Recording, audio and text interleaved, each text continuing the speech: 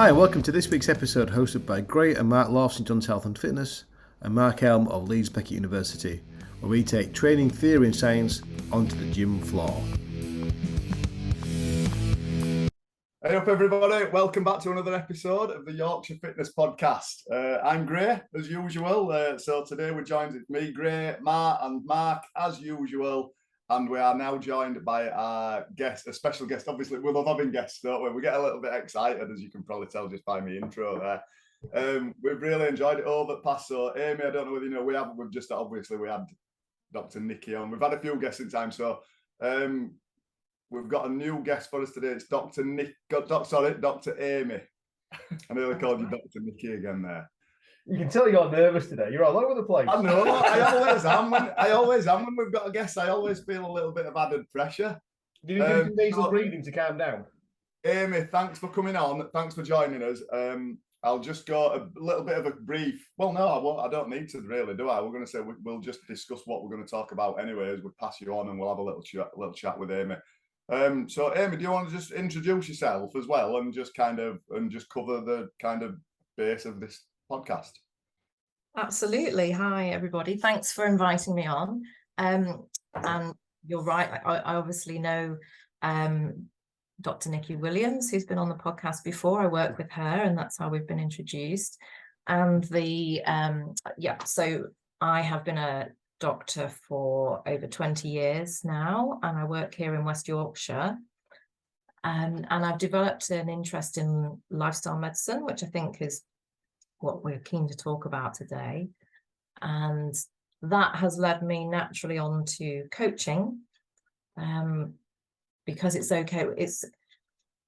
We all know what to do often, but behavior change is really hard. And that was the missing piece of the puzzle for me, was trying to help people to navigate the change process by becoming a coach. Lifestyle medicine, it's all about a root cause, more holistic approach to health and well-being. And it's a really important shift that I think we need to make within our health service and personally within our own lives as well. Really good. I think what we were really excited about with you, Amy, with this is it's been the basis of probably all of us podcasts leading up to now about, like really similar things, like nutrient, like fad diets, that, like all the kind of rubbish that's out there in the industry, and about getting the basics right. So we've done nutrition, we've done sleep, we've done habits. So it kind of tied in, Exercise, really. Exercise, health. Yeah. Mark just mentioned it earlier, didn't he? About the health span rather than the lifespan, living healthier for longer. So it was just really good. So we were really keen. So like I said, I'll just say again, thanks for coming on, because I think it'll just fit really well and we'll be able to link it into all of us past podcasts. Yeah, thank you. No, I'm excited to be here and to talk about it. So shall I, do you want me to make a start and explain more about lifestyle medicine? Yeah, well, we're going to say, if you explain what it is and what your take on it is, and then there'll be more questions from us, and we can get more out and see where we go. Sure. So across the world and in this country, there's this huge rapid increase in these lifestyle related chronic diseases and illnesses, like heart disease, diabetes, obesity, cancers, autoimmune disease. All of these can be, a lot of these can be linked back to our lifestyle. So how we're living our lives, I suppose, to put it bluntly, our modern lifestyle might be really comfortable, but it's actually killing us. So we need to make some changes in order to reverse that trend. And so that's what lifestyle medicine is all about. It's an evidence-based, more holistic approach to health and wellness, as I said, and it's all about reversing, preventing these chronic lifestyle-related changes that occur from the way we're leading our lives now. That's changed so much to, say, 50 years ago. And so, the World Health Organization, it's these chronic lifestyle related diseases now the leading cause of death whereas before it was more maybe the acute conditions, infections. So it's it's a big problem for us personally. Like you say, it's creating a lot of ill health, poor quality of life. So you're not only dying younger, but you're also, as you're alluding to, you're having these decades or years at the end of your life where you're not able to enjoy life and have a good quality of life. So it's something that is quite a burden to the health service now. And modern medicine is really good at treating acute conditions, so things like infections, emergencies, things that it can fix, but it's not really set up for treating these lifestyle related chronic diseases that require quite a bit more of a complex thought out approach, like I say, to help people change their behavior and change the way they're leading their lives, their routines and their daily habits, which is a complicated process. So modern medicine tends to use a lot of medication to suppress whatever symptoms we have, whereas lifestyle medicine, it's more about getting to the root cause of the problem and addressing it at its root, rather than just suppressing symptoms and allowing all those processes to still occur within the body and create more and more diseases, one on top of the other. So I don't know if that makes sense, or whether you want to ask anything about that.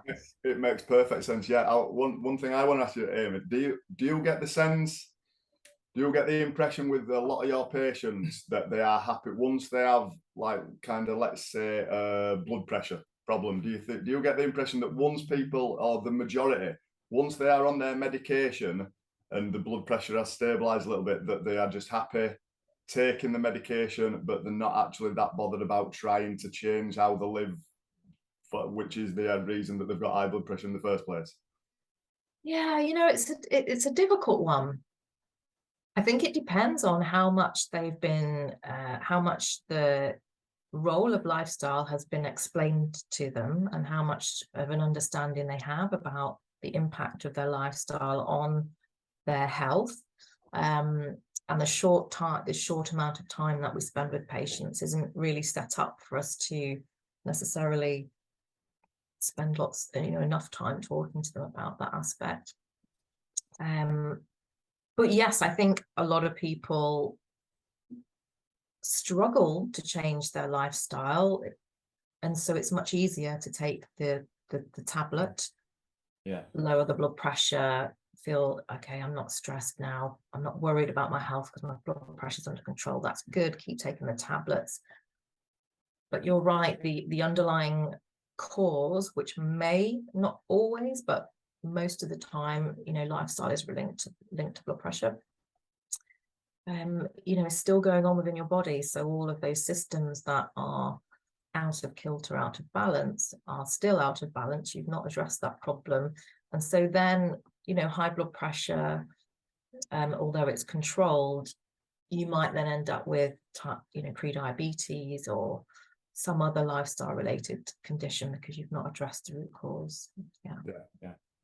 We've found, like, like with what we do, like there's so many people now that it is the quick fix. We are definitely quick fix generations, aren't we? Where, well, if a tablet will do it, what's point? Like, why I take that tablet, I'm fine, my blood pressure's all right, or I take that tablet and my cholesterol's okay, or I take that, so we are really in that generation. People have got to start taking a bit more responsibility for themselves and their own health, rather than just relying on a magic tablet.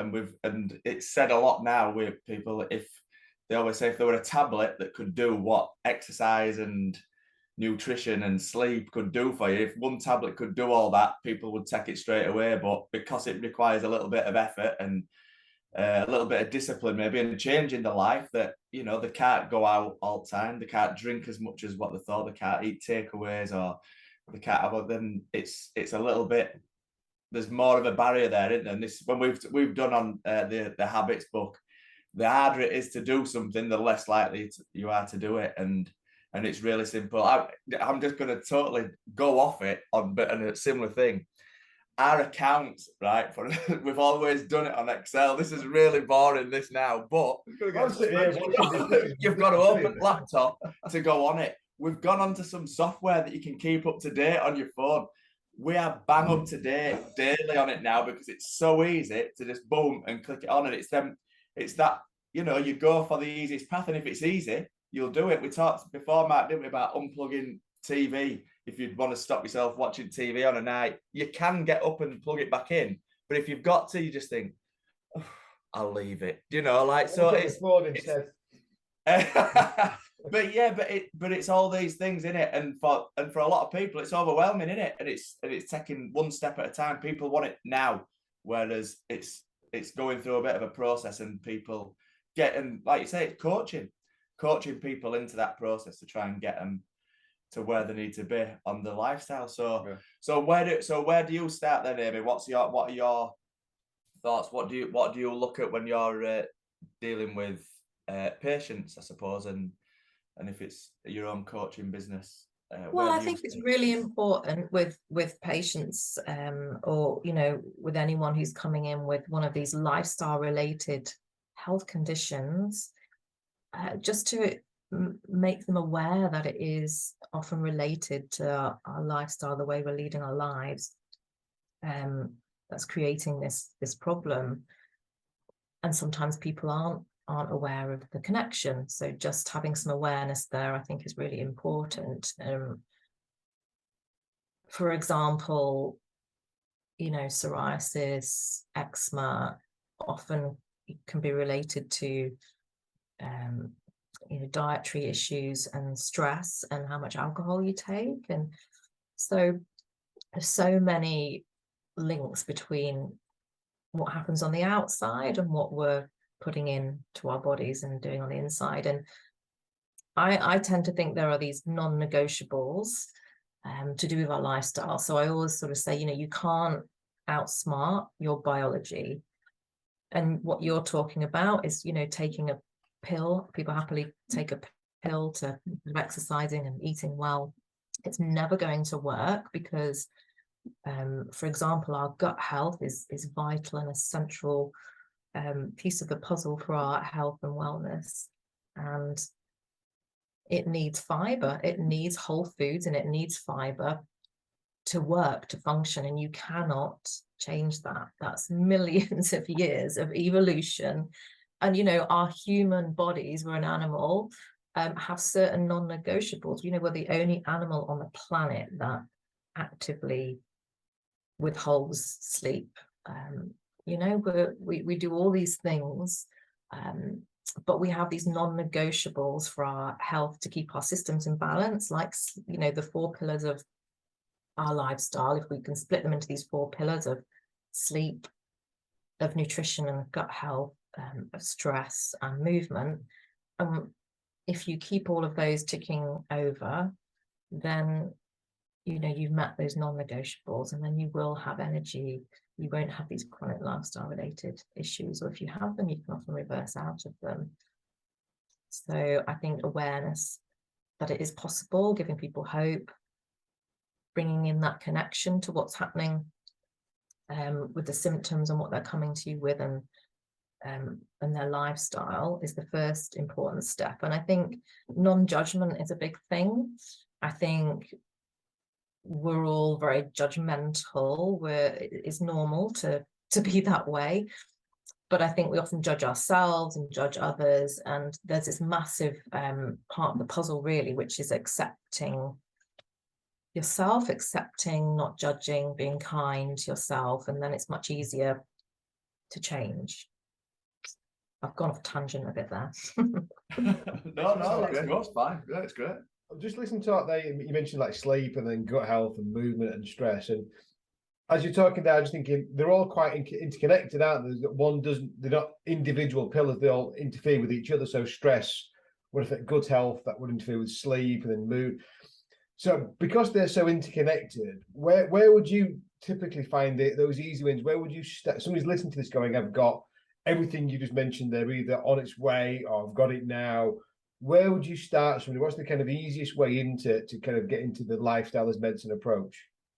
There's a couple of ways of looking at it, I suppose. You can think, what do I have the most energy and enthusiasm for right now? Is that to work on my sleep pattern? Is it to move a little bit more? Is it to, make some tweaks in my diet, or is it to manage my emotions and my stress? Like, which do you have most energy and enthusiasm for? Because then you're more likely to roll with it and actually make some changes there. Or you can look at the 4 pillars and think, which one is most out of balance for me right now? I don't want to overwhelm myself and say, oh God, most of them are just which one is affecting you most right now, do you think? And just start there, because like you said, this is all about making small incremental changes.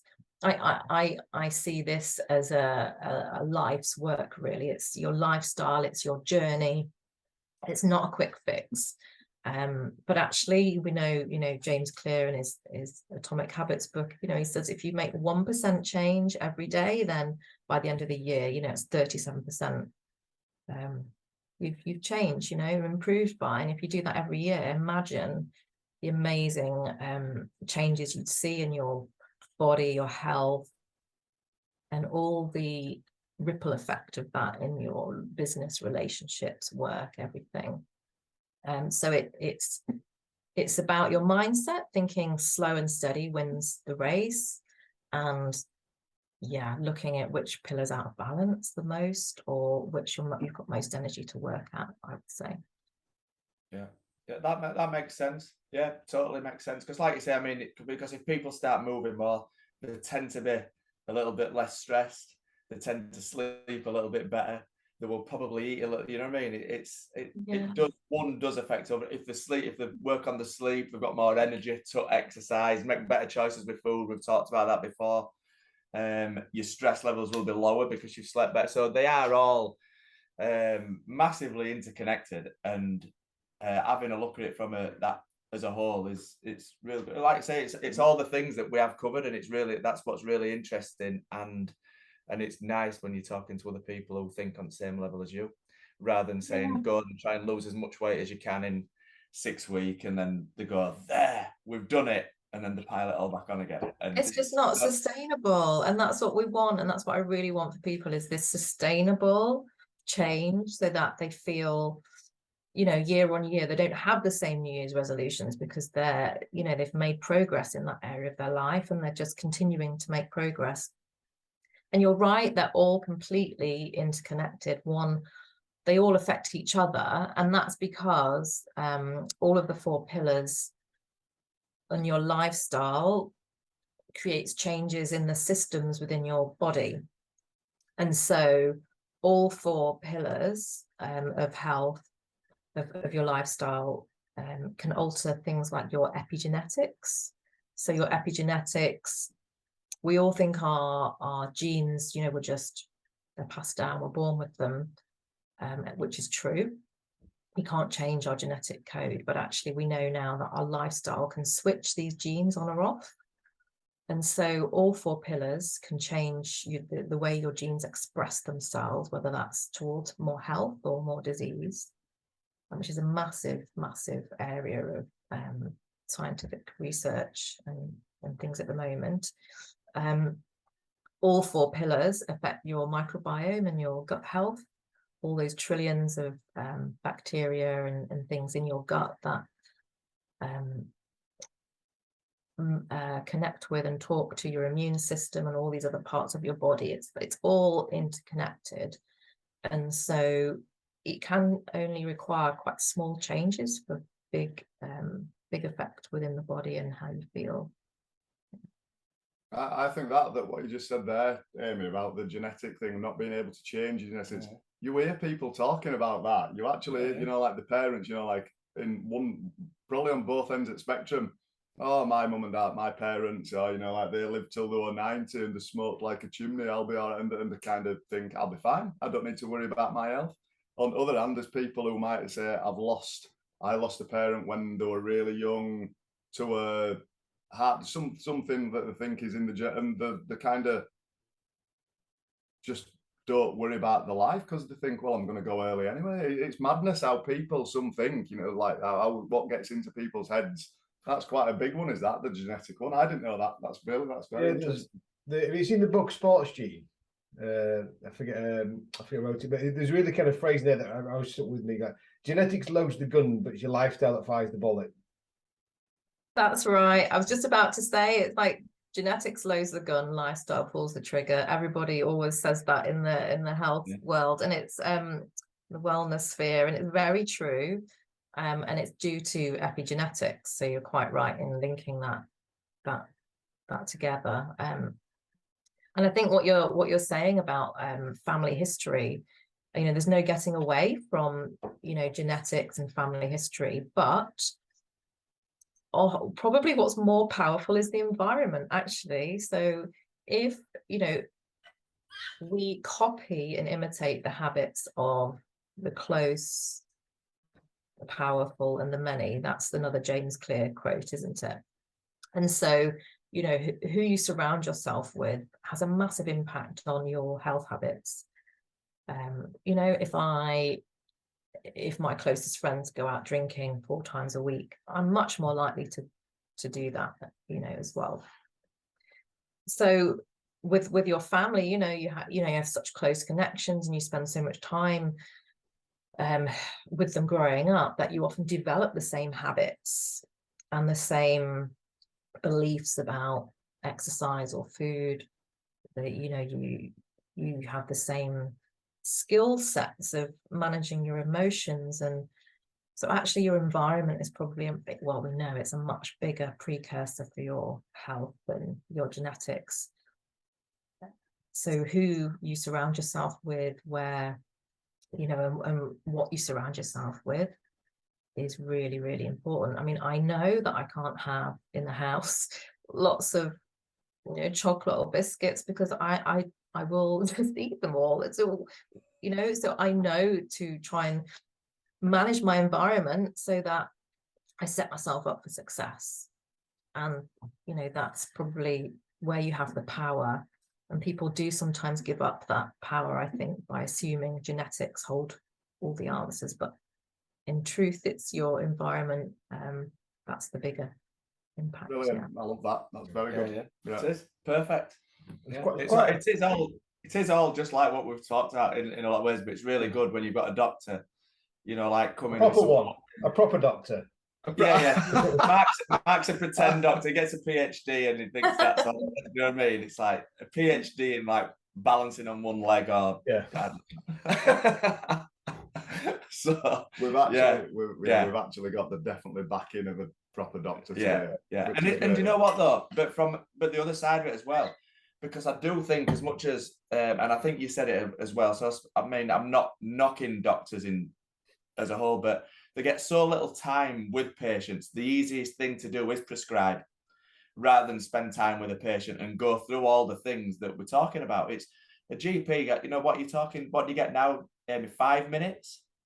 You get 5 minutes? I can't remember last time. GP consultations 10 minutes. It is changing to people are adopting the 15-minute consultation now, but it's a very, very pressured service, unfortunately, for many reasons. And so we don't have, there's less continuity now. So you don't always see the same doctor again and again, and you don't always sort of follow these things up. The responsibility really is now on the public and us as individuals more, I think, to educate ourselves a little bit. And there's so much out there resource-wise and support and things to help us now.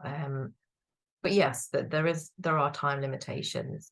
But that said, we have a health coaching service within our network now, health and wellbeing coaches, to try and help support people create healthier habits and change their lifestyle. So there are some positives as well. That was quite interesting, because we're probably the opposite. We're the open book, aren't we? We're the people that kind of are receptive to that message. But I just wonder how many people you see on a regular basis through the GP door who come in are open to to being coached and having this lifestyle advice, or are they coming in, knocking the door? Can I have my pill, please? I've got whatever complaint I've got. This kind of reductionist approach going. I've got this problem.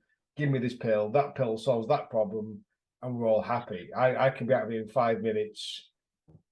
Well, how many of those patients do you actually get who are going, I want to be coached to get better at this? My potential would be quite small. Yeah, it really does vary. And also this is the challenge for us as healthcare professionals, because unfortunately, I mean, God, I know it was 20 years ago that I was at university, but I still don't think they're really taught about lifestyle medicine and more of a root cause approach. I don't think they're taught enough about behavior change. And so there isn't a one size fits all approach to a client or a patient, because there are different stages of change. And you've probably heard about this trans-theoretical model of change. There's like 5 stages of change. And so you wouldn't give the same advice to someone who is not interested at all, and who hasn't even thought about changing their lifestyle. You wouldn't give them the same advice as to someone who is already trying to make some changes. So it's about modifying your approach so you don't alienate people by using a hammer with everybody. You have to modify your approach depending on where they're at, and that requires a more motivational interviewing approach of just being open and honest and curious and asking them, would you be interested in hearing a little bit more about how your lifestyle might be affecting this? And it's just being open and curious. We know that telling people what to do just doesn't work. It doesn't create the transformation or the long lasting change that we want. Knowledge is not the answer for this. It's a complicated thing when it comes to changing our behavior, because we have these two parts of our brains, don't we? We have the survival part of our brain, which just wants comfort and safety, and we have the other part of our brain, the more evolved part, which wants growth and change and all the good things that are here for us in life. And that creates that inner conflict. And so it's about navigating that and learning how to navigate that. And often, emotions play a huge part in what we do. We often do things that we feel like doing. It's all about how we feel and our emotions. And they say, you eat what you eat because you don't want to feel what you feel. You can say the same for you drink what you drink because you don't want to feel what you feel. It's all about, if we had better emotional health, and that was taught in schools, how to sort of be aware, manage and process our emotions, then we wouldn't have half the problems we do with all these lifestyle related conditions where we're compulsed to behave the way we do because we're avoiding discomfort and avoiding our emotions. So it is a really complex process to change because of all of that stuff, the psychology behind it. But that's why there's no quick fix. It's a slow process, and that's why coaching and mentoring can be so helpful in facilitating that, because it's quite hard to do it yourself. Yeah, definitely is. Yeah, I agree. Like you said, it's one of the things, like when we first get, I know we're similar to you, I suppose, Amy, we have people coming here like new starters that are wanting to make changes. And one of the first things that we try to drill into them, it's not going to be a quick fix. You're not going to lose weight by next month, or, these changes, these things that you're wanting to do, whatever they all come here for a reason generally. To start training at our gym, and we're just trying to drill it into them that, we'll work with set small goals, just the smaller the goal, and just keep ticking them off on your way, and then we'll look back in 6 months or a year. But some people accept it, some people are really good, they're happy, and other people really find that hard. They want to see a bit more of an instant change. So yeah, I think that message is really important, that people understand that and then take it on. Yeah, and that mindset is probably the most important thing. Like I always say, you've got if you had a pyramid, on the bottom layer, your mindset is the most important foundation for all change, whether it's health or in any area. And then it's knowing the root cause of your struggles so you can have the right strategy, and it just sort of builds, and then it's having the right support, the right accountability. And so your mindset, you could do a whole separate podcast on this. It's vital to have that growth mindset, isn't it, where you think, I can't do it yet, I'm struggling, I'm finding this hard, but I'm gonna find a way through. And it's talking to yourself in that encouraging, positive way, and knowing that you've got all these options, rather than seeing everything as black and white and giving up, and not having that resilience to continue on this path of becoming a better, healthier version of yourself. I think probably the most important thing of an initial assessment is, as well, is finding that intrinsic motivation, isn't it? Which you probably already do, which is, we often want to change for external reasons, and my doctor telling me to change is an external reason. It's not an intrinsic reason for me, and that's why that won't work. I need to, we need to find what's the intrinsic, what could you do if you lost weight and you had all this energy and you felt great? You'd be able to play with your grandkids more, or, you'd be able to put more effort into your business, which is really important to you. What is the benefit to you being healthier, losing the weight, or being stronger within your life? What's important to you that will benefit from this change? And you've got to keep that why sort of at the front of your mind, because that's your passion, that's your drive towards your goal, which I think is really important, than doing it because you think you should, or somebody else has told you to, or because that then the motivation quickly fades. I think about 8 things just popped into your head I wanted to ask them, but I'm just conscious that we are getting towards the end of our time window. So there's 2 things I'd like to ask. One is, if you had to give some advice and they were on their own, where would you start? And the second thing is, if they wanted to come into the NHS or into private coaching, how would somebody go about starting to be working with somebody else on lifestyle as medicine practice? So there are health and wellbeing coaches within the NHS now, so you can usually either self-refer or ask your GP practice. So often the receptionist may even know how you can self-refer, or you can look at the practice website and think, how can I get that support and coaching to encourage me and keep me and guide me and keep me on that path of health and well-being change. So that's one thing you could do. And yes, there are lots of private health and well-being coaches out there. Choose a coach that is qualified, but I think it's invaluable, really, having some sort of accountability and support from an expert who knows how to help you navigate sustainable behavior change, that you see nice sort of consistent progress over time. And sorry, the first question was, remind me of the first question. So if somebody they've heard this podcast thinking, I want to have a go at this, and they may be trying to get into the NHS or trying to find a coach, they're on their own at the beginning. What kind of practical advice can you give somebody who's just going to have a go at this at the beginning? I think it depends on what change you want to make. There's lots of great advice out there and resources. So Dr. Chatterjee, Rangan Chatterjee, has a great podcast, Feel Better, Live More, with loads of resources about whether it would be sleep or nutrition or movement, any of the pillars. That's a great place to start, because you can always get the information that you want to perhaps inspire you and help you. And this is what you want. You want to be inspired and motivated. So there are lots of great resources on his podcast, which it's all evidence-based. I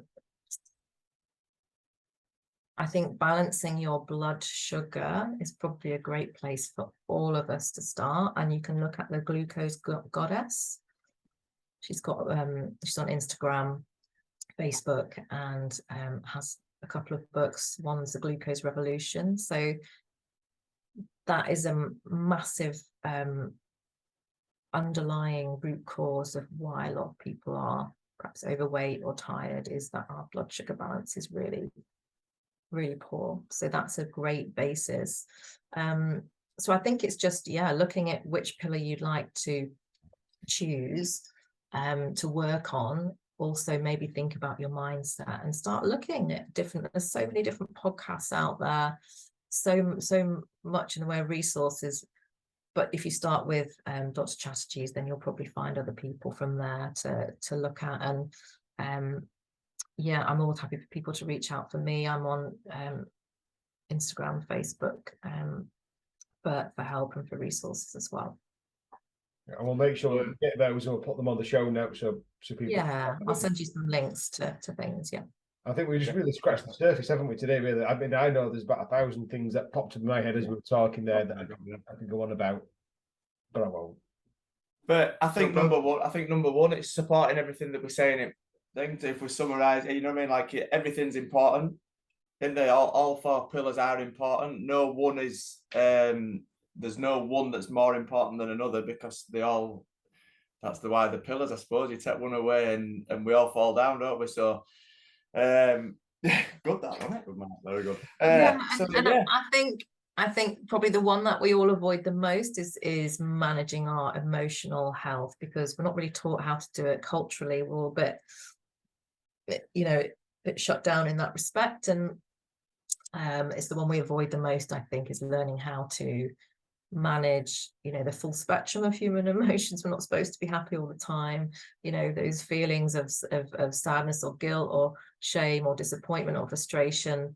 It's learning how to navigate those will probably enable you to break a lot of your bad habits that are associated with managing those emotions in a dysfunctional way.